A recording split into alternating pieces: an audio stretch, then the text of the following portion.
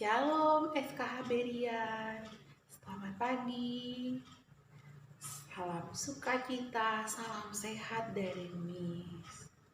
Nah, hari ini kita bertemu kembali dalam ibadah kita. Tetap semangat dan sukacita di dalam memuji dan memuliakan Tuhan. Yang masih malas-malasan, ayo semangat ya untuk memuji Tuhan dan mendengarkan firman Tuhan. Nah, sebelum kita mendengarkan firman Tuhan, anak-anak siapkan dirinya, kita berdoa dulu. Mari kita berdoa. Tuhan Yesus yang maha baik, kami mengucapkan syukur kepadamu Tuhan, karena Tuhan telah menyertai kami hingga pada saat ini. Ya Tuhan, kami akan mendengarkan firman-Mu, berfirmanlah Engkau Tuhan, kami anak-anak-Mu telah siap mendengarkan firman-Mu. Di dalam nama Tuhan Yesus, kami telah berdoa dan bersyukur kepadamu. Amin. Nah, firman Tuhan bagi kita pada pagi hari ini, Miss ambil dari kitab Matius 5 ayat 44. Matius 5 ayat 44. Demikianlah firman Tuhan. Tetapi aku berkata kepadamu, kasihilah musuhmu dan berdoalah bagi mereka yang menganiaya kamu. Sekali lagi Miss baca ya, tetapi aku berkata kepadamu, kasihilah musuhmu dan berdoalah bagi mereka yang menganiaya kamu. Sampai di sana pembacaan firman Tuhan. Nah, anak-anak, hari ini Miss akan bercerita tentang semut dan kepompong. Ya, tentang semut dan kepompong. Tahu ya semut ya? Iya, si semut biasanya ada tempatnya itu di dalam tanah. Nah, kepompong itu nanti lama-lama ya akan menjadi seekor kupu-kupu yang indah. Nah, oke anak-anak, Miss akan bercerita. Siap ya untuk mendengarkan cerita Miss? Nah, di sebuah hutan terdapat binatang buas, ada harimau, ada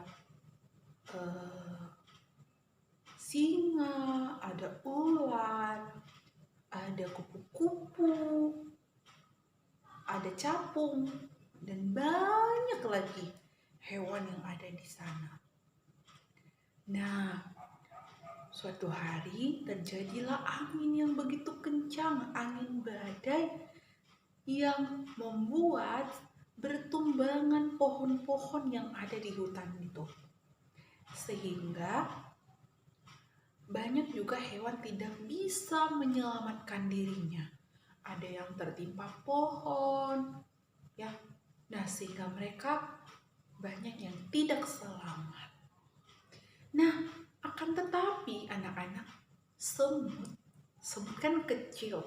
Nah, dia bisa menyelamatkan dirinya karena dia memiliki sarang di dalam tanah.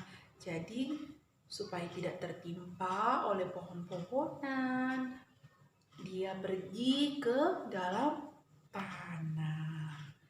Nah, ketika angin kencangnya sudah mulai berkurang, nah dia berjalan, lalu dilewatinya setiap hewan-hewan. Terus dia berkata dalam hatinya, sedih ya, kayak mereka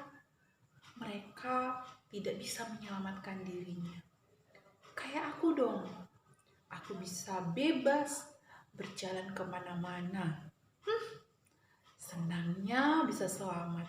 Untung saja aku jadi semut, sehingga aku bisa menyelamatkan diriku. Kata semut dalam hatinya. Dia berjalan ke sana dengan bebas. Ya. Nah, kemudian di setiap dia melewati hewan-hewan yang tidak bisa selamat itu, dia juga mengatakan perkataan yang sama.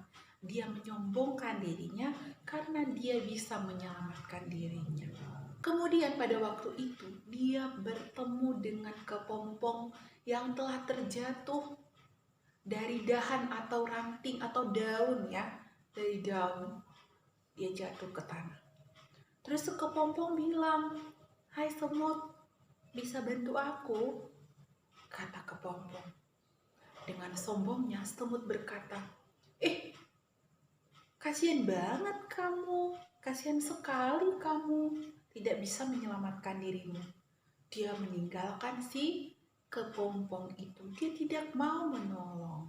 Kemudian ketika dia berjalan melewati tanah, ternyata ada tanah yang berlumpur. Dia melalui tanah yang berlumpur itu. Pada saat dia berjalan anak-anak, si lumpur itu menghisap si semut sehingga dia susah berjalan.